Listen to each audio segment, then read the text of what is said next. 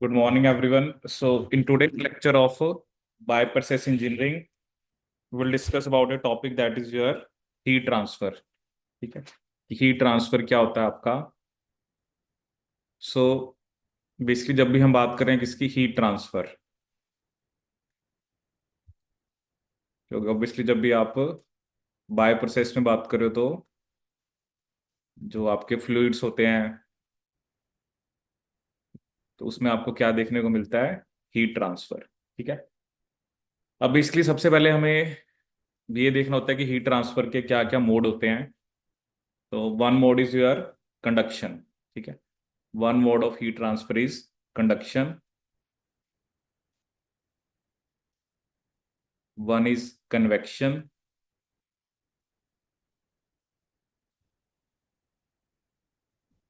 and one we have that is your radiation. Conduction, convection and radiation, these are the three modes of heat transfer. ये किसके mode होते हैं? आपके heat transfer के। ठीक है, सबसे पहले अगर हम बात करें कंडक्शन की, सो that is basically heat conduction by transfer of heat conduction bye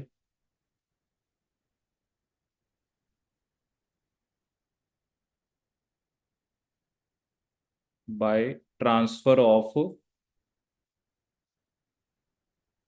vibrational energy, heat conduction by transfer of vibrational energy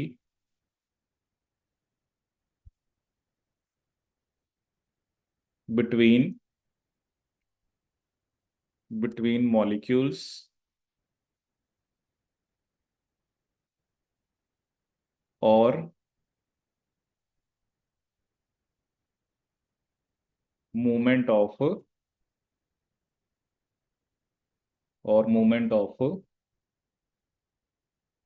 free electrons और मूवमेंट ऑफ फ्री इलेक्ट्रॉन्स। ठीक है, तो इसे हम क्या बोलते हैं? आपका कंडक्शन। ठीक है, so heat conduction by transfer of vibrational energy between molecules, और सेकेंडली हमने क्या डिस्कस किया? और मूवमेंट ऑफ फ्री इलेक्ट्रॉन। ठीक है, सो कंडक्शन में अभी हम डिस्कस करेंगे कंडक्शन क्या होता है।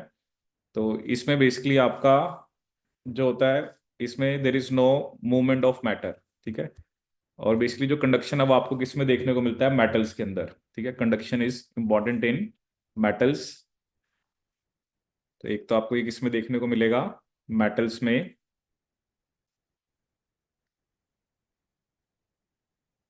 सो कंडक्शन इज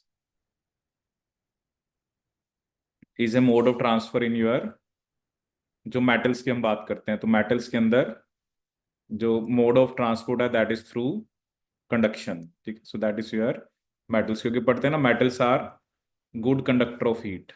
ठीक है, so it has to be your metals. और कंडक्शन में एक खास बात क्या होती है कि देर इज नो, और basically there is no observable movement of matter. There is no observable movement of matter. There is no observable movement of matter. तो कंडक्शन में आपके मैटर की मूवमेंट नहीं होती। ठीक है, जैसे कोई भी मेटल है ना, ऑब्वियसली मेटल के अंदर जैसे हमने दिखा दिया उसमें पार्टिकल्स हैं। ठीक है, तो जैसे ये एक, जैसे आपकी जो पाइप है या जो भी आप बायो प्रोसेस में यूज करते, तो उस पाइप के अंदर क्या है? That is made up of metal. तो वो क्या करता है ना, वो मेटल जो होता है वो एनर्जी को एब्जॉर्ब करता है, वाइब्रेट करता है और एनर्जी दूसरे को दे देता है, फिर दूसरा एनर्जी तीसरे को दे देता है। तो इसके अंदर बेसिकली सिर्फ वाइब्रेशन होती है।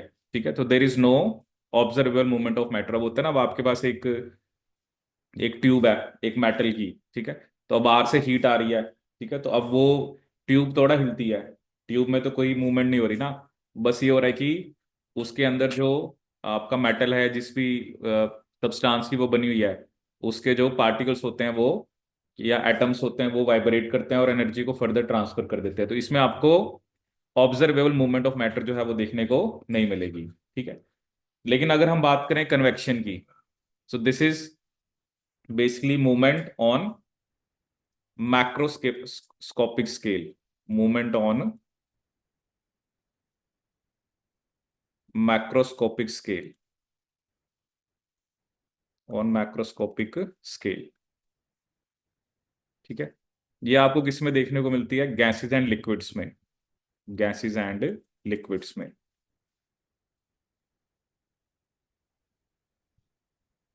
जैसे आपके पास मान लो दो फ्लूइड हैं, तो ऑब्वियसली एक का टेम्परेचर T1 है, एक का टेम्परेचर T2 है, ठीक है। और ऑब्वियसली अगर T1 का टेम्परेचर T2 से ज्यादा है तो बेसिकली आपका जो हीट है वो किस तरफ फ्लो करेगी? T1 टू T2 की तरफ, ठीक है। तो कन्वेक्शन जनरली मैक्रोस्कोपिक, इसमें आपको मूवमेंट देखने को मिलेगी। तो जनरली जो गैसेस और लिक्विड्स, जैसे आपके पास दो लिक्विड हैं, एक का टेम्परेचर ज्यादा है दूसरे का कम है, तो वो जो ट्रांसफर हो रहा है वो क्या हो रहा है आपका? That is by convection. वो कैसे हो रहा है? बाय कन्वेक्शन, ठीक है। ऐसे अगर हम बात करें रेडिएशन की, तो रेडिएशन जनरली, रेडिएशन की बात हम करते हैं हाई टेम्परेचर पे। रेडिएशन की बात हम कब करते हैं? जब टेम्परेचर क्या होता है आपका? हाई होता है। टेम्परेचर क्या होता है आपका? हाई, ठीक है। सो जो हाई टेम्परेचर है, ठीक है, तो ऑब्वियसली बायो प्रोसेस इंजीनियरिंग में तो जो हम एक्सपेरिमेंट करते हैं वो हम बहुत हाई टेम्परेचर नहीं रखते, तो इसलिए रेडिएशन की तो हम ज़्यादा बात नहीं करेंगे। बट स्टिल आपको पता है कि रेडिएशन होता क्या है। So energy is radiated, energy is radiated from all materials, from all materials in the form of waves, in the form of waves when, in the form of waves when this radiation, when this radiation is absorbed by matter, is absorbed by matter, comma, it appears as heat, it appears as heat, it appears as heat, ठीक है। तो radiation की बात हम कब करते हैं? जब हम हाई टेम्परेचर की बात करते हैं। जैसे लिखा ना, energy is radiated from all material in the form of waves, और जब इसको मैटर एब्जॉर्ब करता है तो वो किसकी फॉर्म में अपीयर होती है? हीट, ठीक है। सो रेडिएशन जो होते हैं ना उसकी बात ही हम हाई टेम्परेचर पे करते हैं, ठीक है। तो ऑब्वियसली बायो प्रोसेस इंजीनियरिंग में जनरली जो हम जो बेसिकली हम फर्मेंटेशन रन कर रहे हैं, जो भी प्रोसेस रन कर रहे हैं, तो वो हम बहुत ज़्यादा हाई टेम्परेचर पे रन नहीं करते। सो बायो प्रोसेस इंजीनियरिंग में जब हम हीट ट्रांसफर की बात करेंगे तो हम रेडिएशन की बात नहीं करेंगे। मेनली हम किसकी बात करेंगे? कंडक्शन की। और दूसरी हम किसकी बात करेंगे? आपकी कन्वेक्शन की, ठीक है। कंडक्शन एंड कन्वेक्शन, ठीक है। अब चलिए इसमें देखते हैं। जैसे आपके पास एक हीट ट्रांसफर की बात करते हैं, ठीक है। जैसे मान लो आपके पास एक एक स्पेसिफिक वॉल है, ठीक है। You have a specific wall,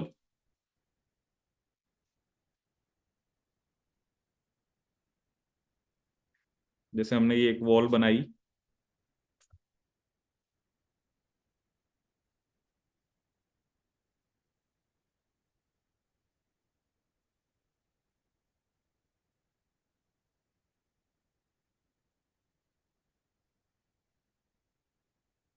ठीक है। इसकी जो बेसिकली थिकनेस है दैट इज योर, उसकी थिकनेस को फॉर एग्जांपल हमने डिनोट करा बी से, ठीक है, कि जो इसकी थिकनेस है वो क्या आपकी? B, that is its thickness. ये हम किसकी बात कर रहे हैं? वॉल की थिकनेस की, ठीक है। और फर्दर जो हमने इसका एरिया शो करा दैट इज योर,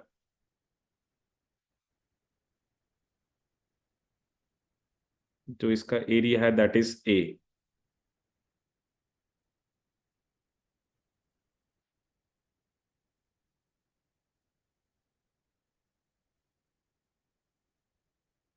ठीक है, इसका एरिया कितना है आपका, ए।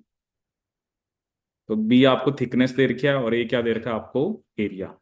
ठीक है। अब जैसे हम किसकी बात कर रहे हैं, वॉल की।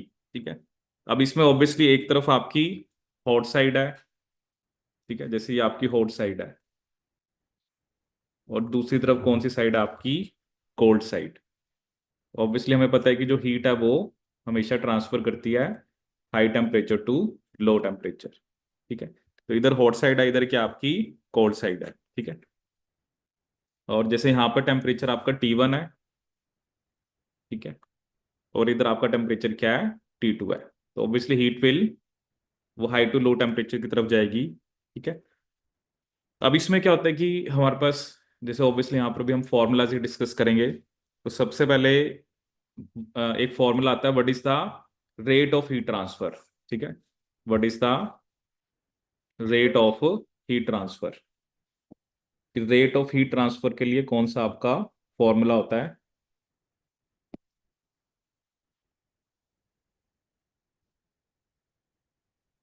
सो rate of heat transfer.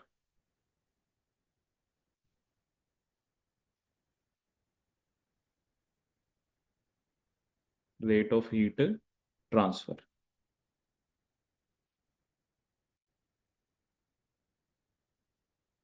So जो रेट ऑफ हीट ट्रांसफर है उसको हम डिनोट करते हैं क्यू कैप से, कैपिटल क्यू कैप।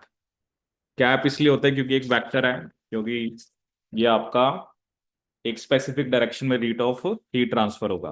ठीक है, तो इसका जो एक फॉर्मूला है रेट ऑफ हीट ट्रांसफर का, वो आपको याद रखना है, that is Q cap is equal to -KA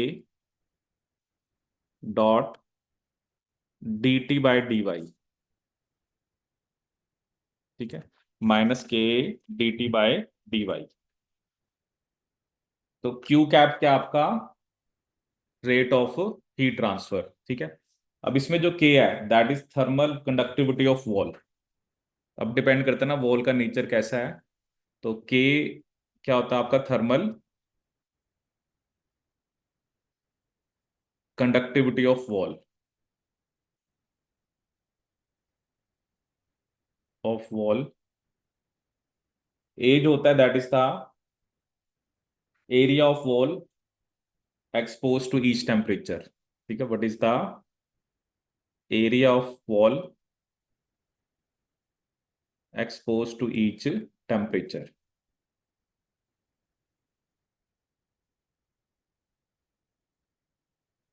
ठीक है, तो ऑब्वियसली जो भी आपकी वॉल है उसमें एक स्पेसिफिक एरिया, क्या कि इतने इतना टेम्परेचर T1 है, और दूसरी तरफ टेम्परेचर क्या आपका T2 है। ठीक है, और dt/dy क्या होता है आपका, that is the temperature gradient. Temperature gradient, क्योंकि ऑब्वियसली जो टेम्परेचर है वो आपका अलग अलग पॉइंट्स पे अलग अलग होगा ना। जैसे यहाँ पे ज्यादा है, मतलब ये चेंज हो रहा है आपका। ठीक है, और माइनस साइन ये इंडिकेट कर रहा है कि ये हाई टू लो की तरफ जा रहा है। ठीक है, क्योंकि जो आपको टेम्परेचर है, क्योंकि हमेशा ही नेगेटिव साइन का क्या मतलब होता है कि आप हाई टू लो की तरफ जा रहे हो। ठीक है, तो नेगेटिव साइन क्या शो कर रहा है कि जो आप हाई टू किसकी तरफ जा रहे हो, लो की तरफ। ठीक है, so this is the rate of heat transfer that is equal to -KA dt/dy। ठीक है, के क्या आपका thermal conductivity of wall, A area of wall expose to each temperature, और dt/dy क्या आपका टेम्परेचर ग्रेडियंट। ठीक है, अब इसमें क्या होता है कि ये जो Q है, ठीक है, एक्चुअली इसके ये जो होता है इसकी जो यूनिट है वो होती है पावर वाली। ठीक है, इसकी जो यूनिट होती है वो कौन सी होती है, पावर। ठीक है, जनरली पावर क्या होता है हमारा, energy per unit time. Energy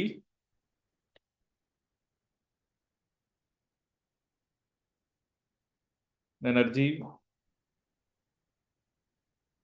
per unit time. ठीक है, तो इसकी यूनिट बेसिकली क्या होती है आपकी, पावर वाली, जो रेट ऑफ हीट ट्रांसफर है। और पावर की यूनिट क्या होती है आपकी, वॉट।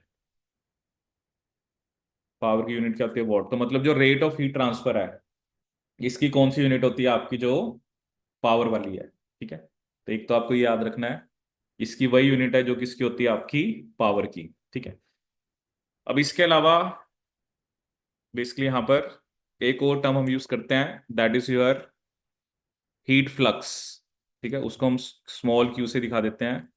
वो बस क्या होता है, rate of heat transfer per unit area, ठीक है, इसको आप क्या बोल सकते हो, हीट फ्लक्स, हीट फ्लक्स। तो ऑब्वियसली अगर हम इसको यहां पर लिखेंगे तो -K.A.डॉट dt/dy, और नीचे भी क्या आएगा आपका A। अब A से A तो कैंसिल हो गया, तो Q का फॉर्मूला क्या आ गया, -K dt/dy, ठीक है, क्योंकि दोनों का एरिया क्या हो जाएगा, आपस में कैंसिल आउट हो जाएगा।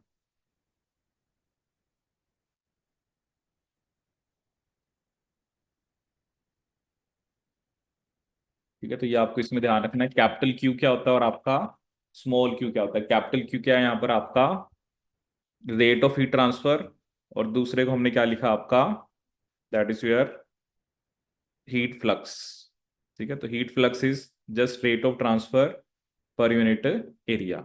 ठीक है, अब जैसे इसमें एक और फॉर्मूला आता है, उसमें चलो उसकी डेरिवेशन होते हैं, बट आप मेनली फॉर्मूला याद रखना कि जो क्यू है, that is your capital Q, cap, इसका एक और फॉर्मूला होता है, that is Δt/Rw। Rw, Rw basically क्या होता है, that is thermal resistance to heat transfer. Rw क्या होता है आपका, thermal resistance to heat transfer, thermal resistance to heat transfer, thermal resistance to heat transfer. तो Q cap is equal to Δt/Rw, और Rw का एक और फॉर्मूला होता है, दैट इज B/K.A। ठीक है, जैसे बी अभी आपने देखा था वो क्या था, थिकनेस, ए क्या था आपका, एरिया, और के क्या था आपका, थर्मल कंडक्टिविटी। ठीक है, तो ये दो फॉर्मूले भी आप यहाँ पर ध्यान रखना। एक तो आपने फॉर्मूला जो पहले लिखा, और एक इसका Δt/Rw, और Rw का फॉर्मूला क्या होता है, B/K.A। ठीक है, ये भी आप आपको पता लगेगा आगे।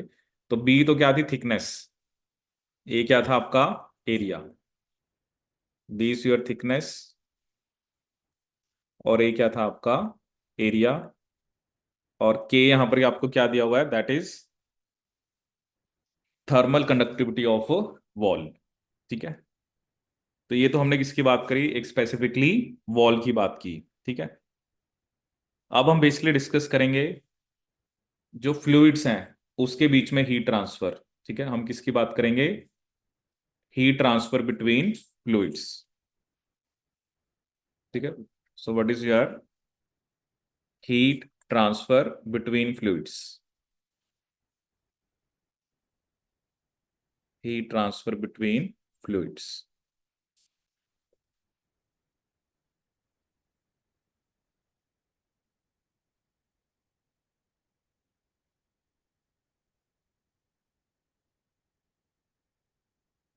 ठीक है, तो यहां पर बेसिकली आपके पास क्या होता है, जैसे आपके पास एक एक पाइप है, ठीक है, और you can have a pipe wall. ठीक है, जैसे आपके पास ये एक पाइप है, तो ऑब्वियसली उसकी कुछ ना कुछ क्या होगी,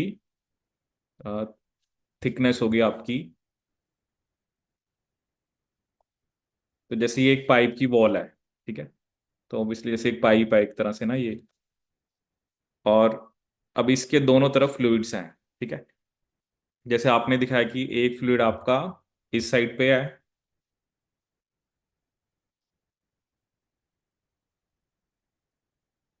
और दूसरा फ्लूइड आपका इस साइड पर है, तो देर आर टू फ्लूइड्स। ठीक है, अब जैसे हमने दिखाया कि जो बेसिकली आपका इस तरफ वाला फ्लूइड है, फॉर एग्जांपल, ठीक है, इसका टेम्परेचर ज्यादा है, इसका टेम्परेचर क्या आपका ज्यादा है। ठीक है, जैसे इसका टेम्परेचर फॉर एग्जांपल हमने मान लिया 90 डिग्री सेल्सियस है, और इसका टेम्परेचर है फॉर एग्जांपल आपका 40 डिग्री सेल्सियस। ठीक है, सो इधर टेम्परेचर हाई है तो इसको आप लिख सकते हो TH, इधर टेम्परेचर फ्लूइड का कम है, इसको आप क्या लिख सकते हो, TC। ठीक है, फिर क्या होती है, ये जो वॉल है, ऑब्वियसली ये जो, क्योंकि हीट को तो इस वॉल को, जो बेसिकली आपका पाइप है, उसकी वॉल्स हैं, उसको पास करके जाना है। अब इस तरफ जो वॉल है उसका टेम्परेचर हाई होगा, दैट इज THW। ठीक है, क्योंकि ऑब्वियसली जो हीट है ना वो पहले यहाँ पर जाएगी, ठीक है, फिर वो पाइप से पास करेगी, और फिर वो कहाँ जाएगा आपका, इस तरफ जाएगी। ठीक है ना, तो हीट तो ऐसे ही जाएगी ना आपकी, क्योंकि उसको एक पाइप को पास करके जाना है। तो this is the temperature of hot wall, और ये टेम्परेचर है आपका किसका, कोल्ड वॉल का। ये हॉट वॉल का टेम्परेचर है, कोल्ड वॉल का। ठीक है, और एक चीज आपको क्लियर होनी चाहिए, क्योंकि ये जो ट्रांसफर है, ठीक है, अगर तो हम बात कर रहे हैं फॉर एग्जांपल यहां से यहां तक जो हीट जा रही है, ठीक है, दैट इज बाय कन्वेक्शन। वो कैसे जा रही होगी, कन्वेक्शन से, क्योंकि ये तो फ्लूइड में, फ्लूइड से जा रही है ना, और इधर भी क्या होगा, कन्वेक्शन। लेकिन जो विद इन पाइप जो हीट का ट्रांसफर होगा वो कैसे होगा, कंडक्शन से। वो कैसे होगा, कंडक्शन से। ठीक है ना, हमने ये पढ़ा था ना कि कंडक्शन में जो जो भी मटेरियल की ये पाइप है उसके जो एटम्स हैं, या जिस भी मटेरियल की वो बनी हुई है, उसके अंदर वाइब्रेशन होगी, और उससे आपका हीट ट्रांसफर होगा। ठीक है, अब इसमें क्या होता है आपका कि बेसिकली आपका, ये तो चलो ठीक है, यहां से यहां तक जा रहा है, ठीक है, और बेसिकली यहां से यहां तक जा रहा है, बट ऑब्वियसली जो बीच में फिर क्या होगा, आपको एक ग्रेडियंट देखने को मिलेगा। ठीक है, अब जैसे क्या होता है ना, यहां पर हम एक और फॉर्मूला यूज करेंगे, that is Q cap is equal to H.A.डेल्टा T। ठीक है, H यहां पर अब क्या है, दैट इज इंडिविजुअल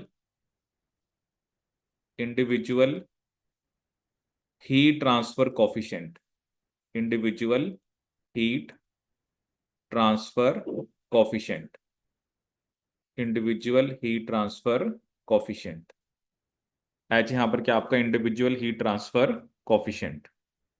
ठीक है, अब इसलिए जो डेल्टा टी है ये हमने क्या लेना है। ठीक है, देखो अब क्या है ना, अब अगर तो हीट मतलब यहां से आपका फ्लूइड से हॉट वॉल तक जा रही है, ठीक है, तो उस डेल्टा टी को तो आप क्या ले सकते हो, that is TH minus THW। Obviously इसका टेम्परेचर ज्यादा है। इधर अगर आप देखोगे तो जो डेल्टा टी है, that has to be DCW-TC। ठीक है, तो ये तो चलो यहां पर आपको, ये तो हमने बाहर की बात कर ली कि यहां से टेम्परेचर हॉट वॉल की तरफ जा रहा है और कोल्ड वॉल से कोल्ड वाले लिक्विड की तरफ जा रहा है। लेकिन जो, ये तो कन्वेक्शन से है, बट जब हम बात करेंगे जो कंडक्शन वाला है, ठीक है, उसमें बेसिकली क्या होगा, there is a gradient of temperature. उसमें क्या होगा आपका, क्योंकि एक स्पेसिफिक डिफरेंस नहीं होगा ना, आपको ग्रेडियंट देखने को मिलेगा कि अलग अलग जगह पर अलग अलग टेम्परेचर। तो उसके लिए भी हम एक टर्म यूज करेंगे जिसे बोलते हैं हम LMTD। वो भी हम देखेंगे क्या होता है, that is LMTD stands for logarithmic logarithmic mean temperature difference. Logarithmic mean temperature difference. LMTD stands for logarithmic mean temperature difference. ठीक है, तो अभी हम बात करेंगे LMTD बेसिकली क्या होता है आपका। ठीक है, अब इसमें एक और खास बात है कि जो जो लिक्विड होता है, जैसे हमारे पास फॉर एग्जांपल एक थर्मोमीटर है, तो हम लिक्विड का टेम्परेचर तो एग्जैक्टली हमें पता लग जाता है। ठीक है, जैसे आपके पास एक थर्मोमीटर है, तो आपने उसको डिप करा इसमें, ठीक है, और उसने आपको इसका टेम्परेचर तो बता दिया। ठीक है, कि जो भी आपके पास एक थर्मोमीटर है, तो उसने आपको एग्जैक्ट टेम्परेचर इसका बता दिया और इधर भी बता दिया। लेकिन जो वॉल टेम्परेचर है उसको बेसिकली एक्यूरेटली मेजर करना वो डिफिकल्ट होता है। ठीक है, मतलब जो भी हमारे पास इंस्ट्रूमेंट होता है ना, इंस्ट्रूमेंट से आप that can measure temperature of bulk fluid, that can measure temperature of a bulk fluid, कि वो बल्क फ्लूइड का टेम्परेचर तो मेजर कर लेगा। ठीक है, but measuring wall temperature accurately is difficult. But measuring wall temperature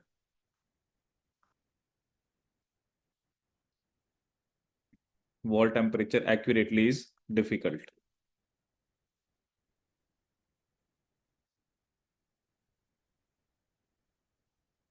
कि वॉल टेम्परेचर को एक्यूरेटली मेजर करना क्या है आपका डिफिकल्ट है। ठीक है, तो उसमें हम फिर क्या करते हैं, जैसे ऑब्वियसली यहाँ पे एक हॉट वॉल है, फिर एक कंडक्शन है, और फिर क्या आपकी कोल्ड वॉल साइड है, क्योंकि इन दोनों का तो हमें पता लग जाएगा। ठीक है, लेकिन ये जो तीनों पार्ट हैं बाकी, क्योंकि एक आपने किसकी बात करी, अ, एक हॉट वॉल है और एक कोल्ड वॉल है। ठीक है, ऑब्वियसली यहाँ पे टेम्परेचर ज़्यादा है और यहाँ पे टेम्परेचर क्या आपका कम है, और बीच में क्या हो रहा है, कंडक्शन हो रही है। बीच में क्या हो रही है आपकी कंडक्शन। ठीक है, सो इन तीनों को मिला के, जैसे that is your hot wall side plus hot wall side plus conduction plus cold wall side, कि मतलब हॉट वॉल साइड से फिर कंडक्शन होने के बाद, मतलब ऑब्वियसली यहां से कितनी हीट यहां तक जा रही है। ठीक है, तो इसके लिए हम एक एक स्पेसिफिकली एक और कोफिशिएंट इंट्रोड्यूस करते हैं, जिसे बोलते हैं हम ओवरऑल हीट ट्रांसफर। जिसे हम क्या बोलते हैं, जैसे अभी तक हमने जो पहले फॉर्मूला लिखा था ना, उसमें हमने स्मॉल एच लिखा था, दैट वाज इंडिविजुअल, कि मतलब यहां से यहां तक जा रहा है, वो तो इंडिविजुअल है। बट इन तीनों को मिला के हम क्या बोल देते हैं, एक कॉफिशिएंट हम इंट्रोड्यूस करते हैं, जिसे हम क्या बोलते हैं, ओवरऑल हीट ट्रांसफर। ठीक है, जिसे हम क्या बोलते हैं, overall heat transfer coefficient, overall heat transfer coefficient.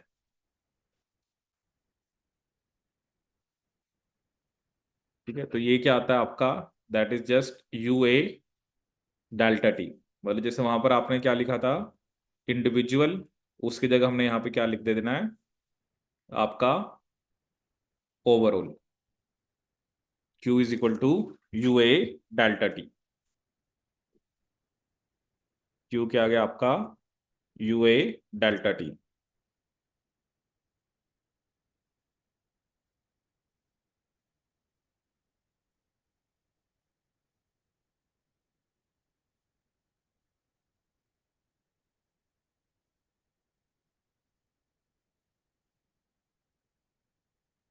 तो ये आपको इसके अंदर ध्यान रखना है।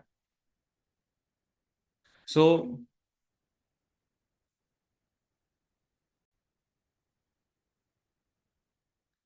ठीक है, तो नेक्स्ट हम आपका देखते हैं concept of L M T D, कि एल एम टी डी हम कैसे कैलकुलेट करते हैं, which is your logarithmic mean temperature difference, L M T D.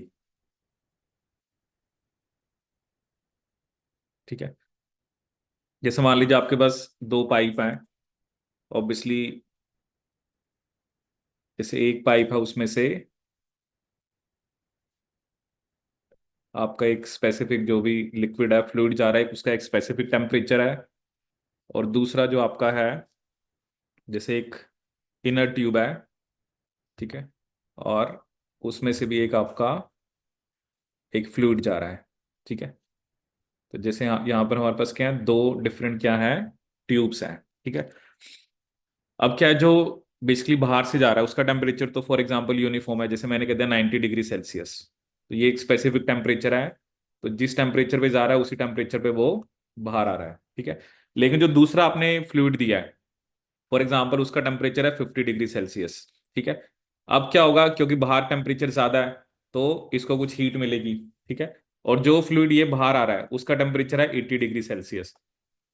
ठीक है, बाहर वाले का तो क्या है, सेम ही रहेगा, क्योंकि उसको मतलब हम 90 डिग्री सेल्सियस पे ही दे रहे हैं। ठीक है, वो तो हम बाहर से उसमें से पास करा रहे हैं। ठीक है, लेकिन इसमें से जो 50 वाला है, ठीक है, उसको क्या मिलेगी आपकी, जो इससे वो हीट ले लेगा और वो उसका टेम्परेचर इंक्रीज हो जाएगा। ठीक है, तो ऑब्वियसली वैसे तो टेम्परेचर तो इसका भी कम होना चाहिए क्योंकि इससे हीट जा रही है, बट ये हमने यूनिफॉर्म रखा हुआ है कि इसी टेम्परेचर पे जाए। ठीक है, तो अब यहां पर क्या है, अगर हम देखें, जब एंटर करा है, ठीक है, जब जो अगर हम दोनों फ्लूइड्स का कंपैरिजन करें, तो एक तो आपके पास जैसे आउटर ट्यूब है, ठीक है, उसका टेम्परेचर तो कितना था आपका 90, ठीक है, 90 डिग्री सेल्सियस है। ठीक है, और दैट वाज योर इनिशियल, और फाइनल भी उसका कितना है 90। ठीक है, तो ये तो सेम ही टेम्परेचर है, इसमें तो चेंज आ नहीं रहा। लेकिन अगर हम बात करें जो इनर ट्यूब है, उसमें टेम्परेचर था पहले 50 डिग्री सेल्सियस, और अब कितना हो गया आपका 80 डिग्री सेल्सियस। तो इसमें टेम्परेचर क्या हुआ है आपका, इंक्रीज हुआ है, 50 से कितना हो गया आपका 80। अगर आप देखो जो पहले टेम्परेचर डिफरेंस था वो कितना था आपका 40 डिग्री सेल्सियस का। अब जो डिफरेंस है वो कितना है, सिर्फ आपका 10 डिग्री सेल्सियस का। ठीक है। सो ऑब्वियसली यहां पर आप इस टेम्परेचर ग्रेडियंट को फॉर एग्जांपल आप लिख रहे हो डेल्टा T2 और इसको लिख रहे हो डेल्टा T1। तो आप देख सकते हो, तो जो डेल्टा T2 है वो ज्यादा है। ठीक है, डेल्टा T2 है वो 40 डिग्री सेल्सियस डिफरेंस है, क्योंकि 90 - 50। और डेल्टा T1 में कितना डिफरेंस है आपका 40 का। ठीक है, that is delta T2 is greater than delta T1। ठीक है। तो जब ये तो देखो ना, अब ये तो आप एक स्पेसिफिक आपने, क्योंकि अलग अलग पॉइंट्स पे आप देखोगे ना, अलग अलग पॉइंट्स पे जो टेम्परेचर डिफरेंस है वो डिफरेंट होगा। ठीक है ना। ये तो आप इनिशियल और फाइनल की बात कर रहे हो ना, बट ऑब्वियसली आप देख रहे हो इसका टेम्परेचर तो वही रह रहा है, बट इसका इंक्रीज हो रहा है। तो there is a gradient of temperature. ठीक है। तो यहां पर जो फॉर्मूला हमारे पास है that is for delta T LMTD। Delta T आपका क्या है, चेंज इन टेम्परेचर। ठीक है, हम किसकी बात करेंगे, डेल्टा T LMTD। तो उसका जो फॉर्मूला है डेल्टा T LMTD का, that is your delta T LMTD is equal to delta T2 minus delta T1 divided by ln of delta T2 minus ln of delta T1। ठीक है, या इसको हम क्या लिख सकते हैं, delta T2 minus delta T1 divided by ln of, क्योंकि माइनस होता है तो उसको आप रेशियो में भी लिख सकते हो, delta T2 by delta T1। ठीक है, ये हमारे पास क्या आ गया, delta T LMTD। This is the formula of delta T LMTD। तो जो ग्रेटर टेम्परेचर डिफरेंस है उसमें से आपने माइनस करना है स्मॉलर टेम्परेचर डिफरेंस को। ठीक है, divided by ln of delta T2 by delta T1। ठीक है। अब जैसे होता है ना, जैसे जो हम बेसिकली बात कर रहे थे आपका, जो अभी आपने फॉर्मूला भी लिखा था, Q is equal to UA delta T. ठीक है, तो ऑब्वियसली क्योंकि यहाँ पर जैसे कंडक्शन से हो रहा है तो यहाँ पर आपका ग्रेडियंट है। ठीक है, क्योंकि इस टेम्परेचर को आप डायरेक्टली नहीं मेजर कर सकते, जैसे मैंने अभी अभी आपको बताया कि हॉट वॉल का नहीं बता सकते, कोल्ड वॉल का। ठीक है, तो इसके लिए हमने एक यू दिया था। तो ये फॉर्मूला क्या हो जाएगा यहाँ पर, that is Q is equal to U.A dot delta T LMTD, delta T LMTD।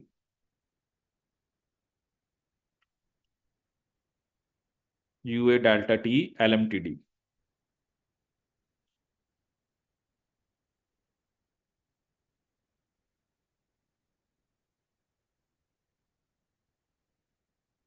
ठीक है, अब हम जैसे कुछ फॉर्मुलेज यहाँ पर, एक तो फॉर्मुलेज और लिखते हैं।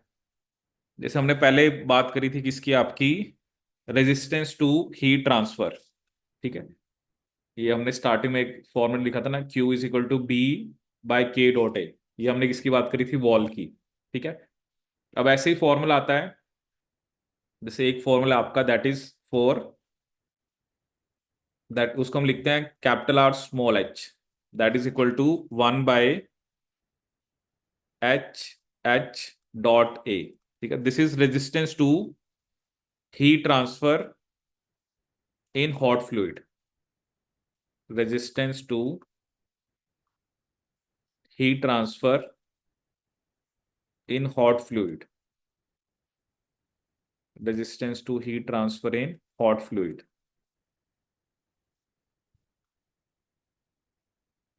Same way we have RC,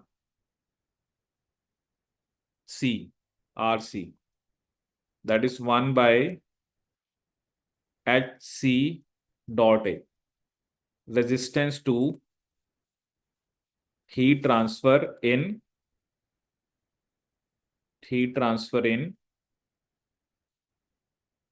cold fluid। और ऐसे अगर हम R T total लिखें तो that is equal to 1/U.A। ठीक है, जिसे हमने क्या बोला था आपका ओवरऑल हीट ट्रांसफर कोफिशिएंट। ठीक है, सो दैट इज RT। ठीक है, अब देखो ना ये जो रेजिस्टेंस है, क्योंकि जो हीट ट्रांसफर हम यहाँ पे बात कर रहे थे, ठीक है, जैसे हमने फॉर एग्जांपल ये सिचुएशन ली थी कि बाहर तो क्या है, कन्वेक्शन है, इधर भी कन्वेक्शन है और इधर भी क्या आपका कन्वेक्शन है, लेकिन अंदर की तरफ हमने किसकी बात करी थी, कंडक्शन की। और कंडक्शन के लिए, क्योंकि कंडक्शन जो हो रही है वो वॉल के थ्रू हो रही है, तो इसका हमने RW का क्या फॉर्मूला लिखा था, B/K.A। ठीक है, B/K.A। सो यहाँ पर हम एक फॉर्मूला लिखेंगे, दैट इज जो टोटल रेजिस्टेंस है, क्योंकि एक ये रेजिस्टेंस जो, जैसे इधर ऑब्वियसली आपने हॉट फ्लूइड दिखाया था कि इधर हॉट फ्लूइड है, इधर आपका कोल्ड है। ठीक है, अब एक रेजिस्टेंस यहाँ पर है, that is due to convection. एक रेजिस्टेंस आपका यहाँ पे कंडक्शन में है, एक रेजिस्टेंस किस में है, कोल्ड फ्लूइड वाली साइड आपका, दैट इज ऑल्सो कन्वेक्शन। और टोटल आपने क्या लिखा है, 1/U.A। ठीक है, दैट इज योर टोटल। तो अगर हम इसको सॉल्व करें तो टोटल को हम और क्या लिख सकते हैं, RT is equal to RH plus RW plus RC। ठीक है, तो R टोटल क्या है आपके पास, 1/U.A is equal to 1/HH.A plus B/K.A plus 1/HC.A। अब A से सारा कैंसिल आउट हो जाएगा, तो आपके पास 1/U क्या आ गया, that is equal to 1/HH.B/K। B तो थिकनेस थी, K हमने क्या लिया था आपका, K आपने क्या लिया, thermal conductivity of the wall, plus 1/HC। जैसे ये फॉर्मूला आपको याद रखना है, क्योंकि इस पे बेस्ड भी आपसे क्वेश्चन पूछ सकते हैं कि, तो उसमें आपको ये वैल्यूज दी होंगी और आपको ये बताना होगा कि what is the overall heat transfer coefficient. ठीक है, तो हमने टोटल क्या लिया था, 1/U.A, क्योंकि U क्या था आपका ओवरऑल। ठीक है, दैट इज योर ओवरऑल। और ये आपने लिया है, that is resistance through the hot wall, मतलब hot fluid, resistance through the wall and resistance through the cold fluid. तो ये एक फॉर्मूला जो आपको बेसिकली ध्यान रखना है। ठीक है,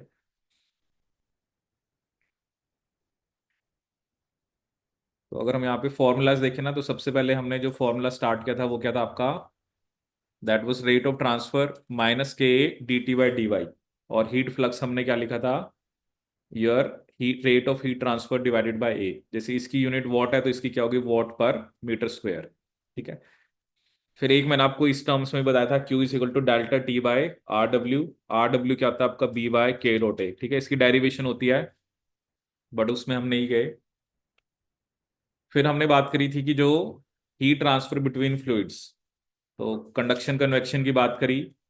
और क्योंकि आप जो हॉट वॉल साइड है, कोल्ड वॉल साइड है, और जो जो कंडक्शन है, तो जैसे इनका टेम्परेचर हम एग्जैक्ट नहीं पता कर पाते, तो इन तीनों को मिला के हमने कॉफिशिएंट दे दिया, that is overall heat transfer coefficient. ठीक है, और आपने ये डेल्टा T LMTD का फॉर्मूला निकाला, और एक आपने ये जो रेजिस्टेंस की हमने बात करी है, तो 1/H ठीक है, फिर आपने क्या लिखा, क्योंकि H क्या आपने बोला था, इंडिविजुअल, ये जो स्मॉल H है ये इंडिविजुअल हीट ट्रांसफर कॉफिशिएंट है। ठीक है, कि जो आपका कन्वेक्शन के थ्रू, क्योंकि यहाँ पे टेम्परेचर आपने लिखा था 90 डिग्री सेल्सियस, तो यहाँ से कहाँ तक आ रहा है, पहले वो आपका वो जो लिक्विड है, मतलब ऑब्वियसली वो जो भी है उसका टेम्परेचर है, तो ऑब्वियसली फ्लूइड का टेम्परेचर हॉट वॉल से ज्यादा है, तभी तो जो हीट है वो इस तरफ आएगी। ठीक है, और फिर वो कंडक्शन के थ्रू दूसरी साइड, और फिर आपका जो कोल्ड वॉल है उसका टेम्परेचर ज्यादा होना चाहिए कोल्ड वाले फ्लूइड से। ठीक है, मतलब इसमें हम ये दिखा रहे हैं कि फ्लूइड है, बीच में एक पाइप है, और फिर फ्लूइड है। ठीक है, तो उसकी जो फ्लूइड का टेम्परेचर ज्यादा है तो उसकी हीट जो है वो कोल्ड वाले के पास जा रही है। ठीक है, तो यहाँ पर कन्वेक्शन का तो अलग हो गया, और कंडक्शन, क्योंकि हम इन दोनों का टेम्परेचर हम एग्जैक्ट नहीं पता कर पाते, तो यहाँ पर हमने क्या लिख दिया था, एक ओवरऑल हीट ट्रांसफर कॉफिशिएंट। ठीक है, और 1/u किसके इक्वल आ गया, 1/hh plus b/k plus 1/hc। ठीक है, अब इस पे बेस चलिए देखते हैं क्वेश्चन आपके क्या रखे हैं जो प्रीवियस ईयर एग्जाम्स के अंदर।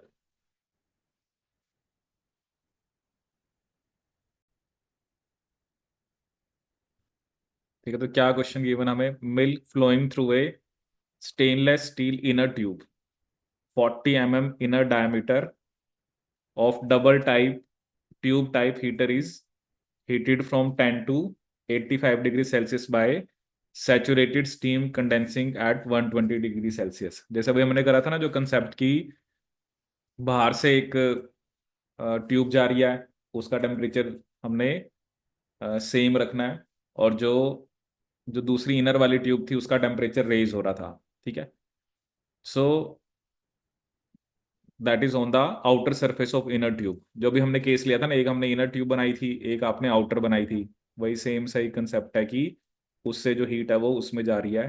ठीक है, जो टोटल हीट ट्रांसफर कॉफिशिएंट है वो कितना दे रखा है, 146,200 किलो कैलोरी पर आवर, और जो ओवरऑल हीट ट्रांसफर कॉफिशिएंट है वो कितना आपका 750 kilo calorie per hour per metre square per degree Celsius. What is the total length of heating tube in metre. ठीक है, मतलब ऑब्वियसली आप यहाँ पर इनर ट्यूब की बात कर रहे हो, क्योंकि टेम्परेचर तो उसी का इंक्रीज हो रहा है ना। सो अभी मैंने आपको फॉर्मूला बताया था, जो क्यू टोटल हीट ट्रांसफर का क्या फॉर्मूला था आपका, U A delta T L M T D. ठीक है, तो यहाँ पर हमें क्यू तो गिवन है, दैट इज 146,200। ठीक है, यू भी गिवन है, दैट इज 750। ठीक है, दोनों किलो कैलोरी में ही है। अब जो एरिया है, क्योंकि ये पाई पाई सिलेंडर की फॉर्म में होगी, और सिलेंडर का एरिया होता है 2πr l, 2πr l, और delta T L M T D हमें निकालना पड़ेगा। ठीक है, क्योंकि यहाँ पे मैं डायमीटर गिवन है ना, तो रेडियस को मैं क्या पुट कर सकता हूँ, दैट इज इक्वल टू 20 मिली। अब मिली को आपको मीटर में कन्वर्ट करना पड़ेगा, -3 मीटर। ठीक है, अब सबसे पहले आपको delta T L M T D निकालना पड़ेगा। उसका क्या फॉर्मूला था कि जो ज़्यादा टेम्परेचर में चेंज है, मतलब आपको 120 - 10, ठीक है ना, दैट इज 110 माइनस 120 - 85 कितना होगा आपका 35, divided by L N of 110/35। ठीक है, तो 110 - 35 कितना आ जाएगा हमारा, कितना आ जाएगा ये, अगर हम 110 में से 35 को माइनस करें तो 75, ये 75 आ गया। अब 110/35, ये वैल्यू आ रही है आपकी, अगर आप इसको कैलकुलेट करोगे तो 110/35, और एल एन ऑफ 3.14 आ रहा है आपका 1.14, क्योंकि एल एन चाहिए ना आपको इसका, तो ये वैल्यू आ रही है 1.14। तो 75 को अगर मैं डिवाइड करूं किससे, 1.14 से, तो ये value delta T L M T D की आ रही है 67 पॉइंट और 65.78। ठीक है, दैट इज डिग्री सेल्सियस। ये delta T L M T D आ गया। अब देखते हैं इसको सॉल्व करके, 146,200। ठीक है, इसको आपने 750 से डिवाइड करना है, इंटू 2πr, कितना लिखा आपने, 20 × 10⁻³ ठीक है, और ये कितना आ रहा है 65.78, और एल को तो हम उधर ले जाएंगे। ठीक है, मतलब एल हम इधर ही रख रहे हैं, क्योंकि एल ही हमें कैलकुलेट करना है। अगर हम इसको सॉल्व करें, 146,200 डिवाइडेड बाय 750। ठीक है, फिर आपने इसको डिवाइड करना है 2 से। ठीक है, 2 इंटू ऑब्वियसली पाई भी है 3.14, तो 2 से डिवाइड करा, फिर आप डिवाइड कर रहे हो 3.14 से, फिर आपने इसको डिवाइड करा 20 से, ठीक है, और फिर आपने इसको डिवाइड करना है 65.78, ठीक है। तो जब आप इसको सॉल्व कर रहे हो और -3 ऊपर चला जाएगा, ठीक है, तो ये आ रहा है 0.0239, और 10 की पावर 3 ऊपर चला जाएगा, तो इसको आपको 1000 से मल्टीप्लाई करना पड़ेगा। तो क्या आंसर आ रहा है आपका? 23.59। तो ये जो क्वेश्चन आया था, इसमें रेंज जो उन्होंने दी थी that was your 23 to 24 metre. तो ऑब्वियसली जो मेरा आंसर आ रहा है that fall between 23 and 24 metre. तो इसका करेक्ट आंसर क्या आपका 23 पॉइंट, मतलब मेरा 59 आया है, बट जो उन्होंने आपको रेंज दे रखी थी दैट इज 23 to 24। 23 और 24 के बीच में आपका आंसर आएगा, तो वो आपका करेक्ट माना जाएगा। तो यहाँ पर जो लेंथ है इनर ट्यूब की वो कितनी है? 23.59। मतलब anything between 23 and 24 will be your correct one. यही कर रहे थे? और लगाया ना एक बार सिलेंडर का। तो लगाना पड़ेगा ना, जब आपको लेंथ निकालनी है तो एरिया को पुट करना पड़ेगा ना यहाँ पे। देखो आपको जो चीज़ निकालनी है, बस हमें बाकी सब चीज़ें तो पता होनी चाहिए ना। आपको आर पता है, आपको delta T L M T D निकालना था, और वो कहते हैं ना you have to be very like, आपको बिल्कुल कैलकुलेशन में करेक्ट होना पड़ेगा, तभी आप इस टाइप का क्वेश्चन कर पाओगे, ठीक है। थोड़ी पेशेंस चाहिए, क्योंकि अगर किसी भी पॉइंट पे अगर कुछ मिस्टेक होगी तो फिर आपका आंसर जो है वो इनकरेक्ट आएगा, ठीक है। चलिए, हम यूनिफॉर्म टेम्परेचर क्यों रखते हैं, मतलब इसका कुछ रीजन? देखो क्या है ना, वो बाहर वाला तो आप वो कह रहे हैं ना, हम कंडेंस कर रहे हैं स्टीम को, क्योंकि इसका टेम्परेचर आपने रेज करना है। तो बाहर वाला टेम्परेचर जो है ना वो आप मतलब हर एक पॉइंट पे सेम ही रख रहे हैं आप। तो वो अब जैसे जो है ना, जैसे उसने लिखा डबल ट्यूब टाइप हीटर, तो ये उसका प्रिंसिपल है ना। क्योंकि फिर ये होता है कि अगर उसका भी चेंज होता जाएगा तो फिर आप ये delta T L M T D ऐसे निकाल नहीं पाओगे, क्योंकि उसमें आपको एक तरफ का टेम्परेचर जो है वो फिक्स रखना पड़ता है, वो प्रिंसिपल होगा इसका। अदरवाइज तो ये होता है ना, अगर 120 दे रहे हैं तो अगर ये हीट इसको देगा तो इसका टेम्परेचर भी तो कम होना चाहिए ना। बट उसने स्पेसिफिक लाइन लिखी है, by saturating steam condensing at 120 degree Celsius, मतलब एक तरह से स्टीम जा रही है, और उसका टेम्परेचर जो है वो आप बेसिकली जो मतलब जहां से इनलेट हुआ और आउटलेट वो दोनों जगह पे सेम है, ठीक है। तो ये आपको इसमें ध्यान रखना है। अब जैसे एक क्वेश्चन ये आया था, इसमें उसने आपसे क्या पूछा था? Overall heat transfer coefficient. यहाँ पे क्वेश्चन आपको क्या दिया हुआ है? For a double pipe heat exchanger the inside and outside heat transfer coefficient are 100 and 200। The thickness and thermal conductivity of the inner pipe are 1 centimetre and 10 watt metre kelvin. आप आपने overall heat transfer coefficient बताना है, ठीक है। तो इसमें देखो क्या फॉर्मूला था आपके पास, 1/u, मतलब आपने u निकालना है ना, that is equal to 1/h plus b/k plus 1/h c। वही है इनसाइड आउटसाइड, मतलब ये वही कॉफिशिएंट है, मतलब एक एक जिसका मतलब वैल्यू आपका ज्यादा एक का कम है, वही है कि एक हॉट वाला होगा एक आपका कोल्ड वाला होगा, वो तो चलो आप वैल्यूज पुट कर दो। तो 1/u किसके इक्वल आ गया, मतलब 1/100। थिकनेस कितनी आपके पास 1 सेंटीमीटर, इसको आपको मीटर में कन्वर्ट करना पड़ेगा। तो ये कितना आ गया? 0.1 मीटर। के कितना है? 10 प्लस 1/200। इसको सॉल्व करो, देखो बताओ क्या आंसर आ रहा है।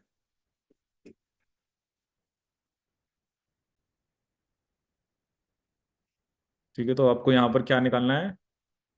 यू कैलकुलेट करना, तो 1/hh की वैल्यू पुट कर दी।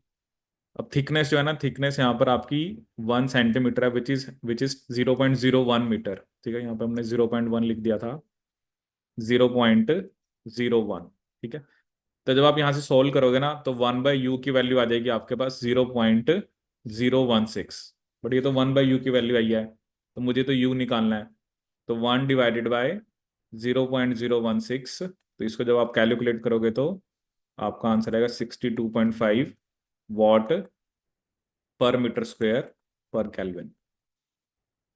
तो अभी तक जो भी आपने पढ़ा ना, वो दोनों टाइप के फॉर्मूलेज यहाँ पर आपके लगे। ठीक है, अब मैं चलो थोड़ा सा आपको ना एक दो फॉर्मूलेज हैं वो बता देता हूँ, फिर उसके बाद आप क्वेश्चंस करना।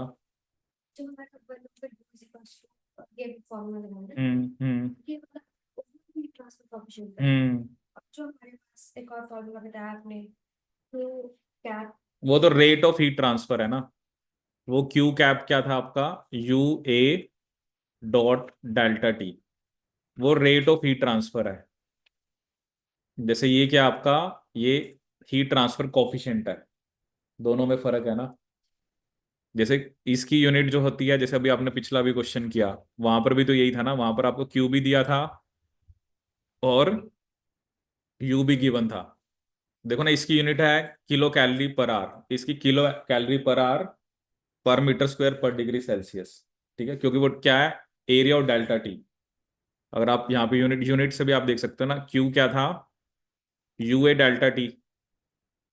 अगर यू की यूनिट्स की बात करें तो वो क्या होगी, Q by A dot A delta T. इसकी तो मैंने आपको बताई ना क्या है, जो किलो कैलोरी पर आवर। ठीक है, क्योंकि ये क्या है, जैसे एनर्जी पर यूनिट टाइम है, एनर्जी पर यूनिट टाइम को हम पावर ही बोलते हैं। जैसे होता है ना, एनर्जी और time, energy by time is your rate of, या जो भी टोटल हीट ट्रांसफर्ड है। तो यहाँ पर ये टोटल हीट ट्रांसफर दिखा रखा है। जैसे हमने जो पहले एक फॉर्मूला लिखा था स्टार्टिंग के अंदर, वो था Q cap is equal to minus K A D T by D Y, वो रेट ऑफ हीट ट्रांसफर था। ठीक है, तो सेम वे यहाँ पर आपके पास ये क्वेश्चन हो गया। अब मैं आपको एक दो ना फॉर्मूलेज और बता देता हूँ, फिर उसके बाद जैसे कि ये क्वेश्चन भी आ रखा है, ये भी ट्राई करेंगे।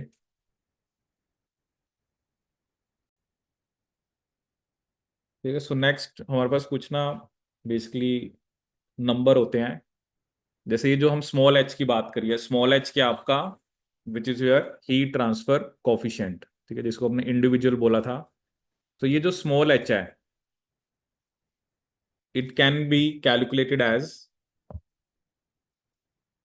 It can be calculated as function of, it can be calculated as function of Nusselt number. ये हम एक और नंबर की बात कर रहे हैं, न्यूसेल्ट नंबर। ठीक है, मतलब ये क्या होता है कि उससे भी आप एच को कैलकुलेट कर सकते हो। तो एन, जो न्यूसेल्ट नंबर होता है, उसका फॉर्मूला होता है आपका H D, H dot D divided by K F B. H तो ऑब्वियसली क्या है यहाँ पर आपका, हीट ट्रांसफर कॉफिशिएंट, वो तो हमें पता ही है। डी जो है वो डायमीटर ऑफ टैंक है, डी जो है वो क्या होता है आपका, डायमीटर ऑफ टैंक। और जो आपका के एफ बी है, that is thermal conductivity of bulk fluid, thermal conductivity of bulk fluid, thermal conductivity of bulk fluid.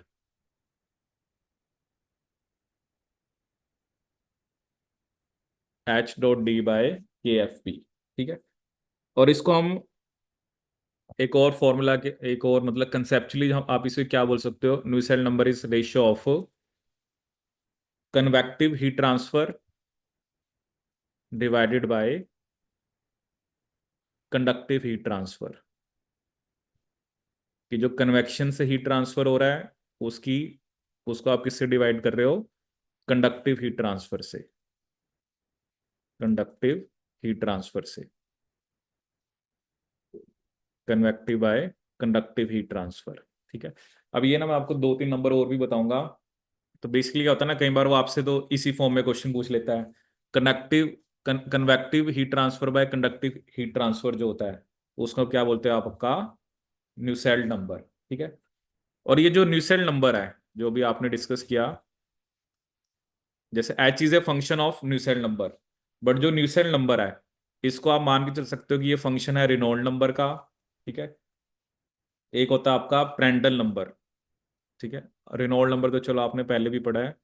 So Nusselt number can be considered as function of Reynold number. Then we have Prandtl number,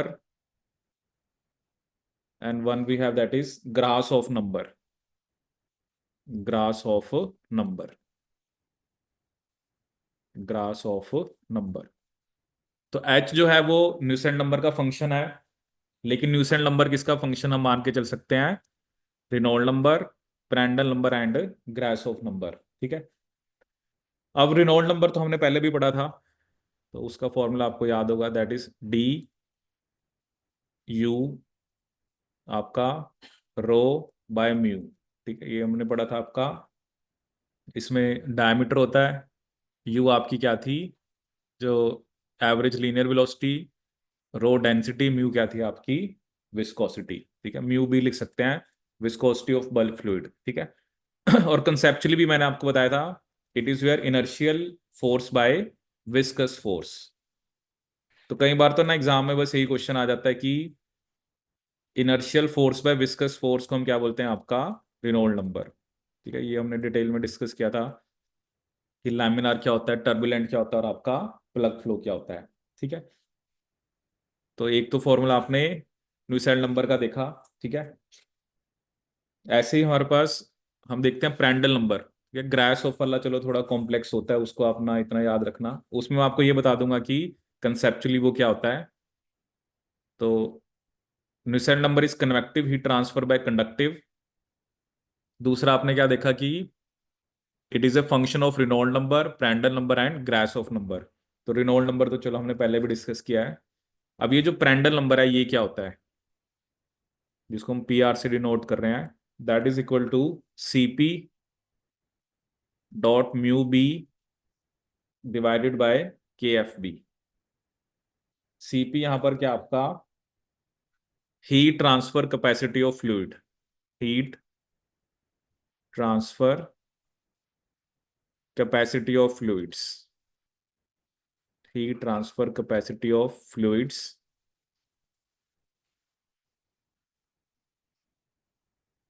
या mu भी आपकी वही होगी viscosity, और के F B क्या लिखा था आपने, thermal conductivity of bulk fluid. ठीक है।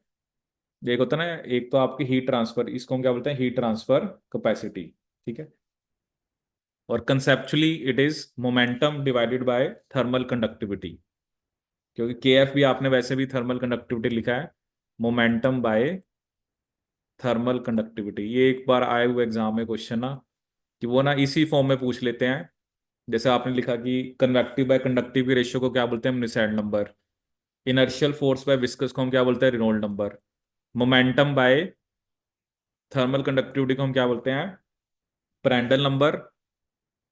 और ग्रास ऑफ नंबर भी आप ऐसे ही याद रखना, that is buoyancy by viscous force, buoyancy divided by viscous force. ठीक है। इसका फॉर्मूला चलो थोड़ा सा कॉम्प्लेक्स होता है, तो उसको ना आप याद रखना। बायोएंसी बाय विस्कस फोर्स को हम क्या बोलते हैं, आपका ग्रास ऑफ नंबर। ठीक है। तो ये तीन चार नंबर वो आपसे पूछ सकते हैं कि दिस इज बायोएंसी,